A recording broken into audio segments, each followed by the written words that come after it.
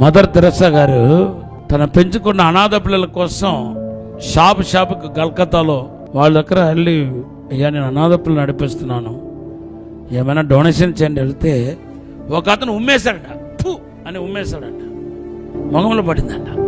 మీరైతే ఏం చేస్తారు? ఆవిడ మదర్ తెరెసా నవ్వుకుండా చిరునవ్వుతో చెప్పిందంట, ఈ ఉమ్ము నా కోసం, ఆకలితో ఉన్న నా పిల్లల కోసం ఏమిస్తావు? ఎంత తగ్గింపండి. అందుకొరకు ఆమెకు నోబెల్ ప్రైజ్ ఇచ్చారు.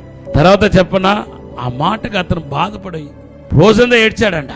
తర్వాత ఆమె నడిపిస్తున్న అనాథ ఆశ్రమకి వన్ ఆఫ్ ద స్పాన్సర్ అయిపోయాడంట.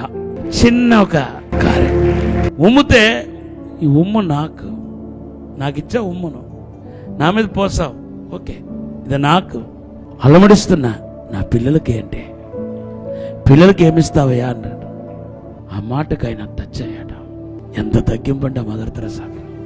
నీ మాటల్లో కాదే, నీ నడవడికలో, నీ చూపులో. కొంతమంది అహంకారంగా చూపు, వాడు చూపే అహంకార చూపు. యేసుప్రభు అన్నాడు, నేను పరిచర్య చేయించుకోవటానికి రాలేదు, పరిచర్య చేయటానికి వచ్చాను. యేసు కంటే నువ్వు గొప్పవాడువా?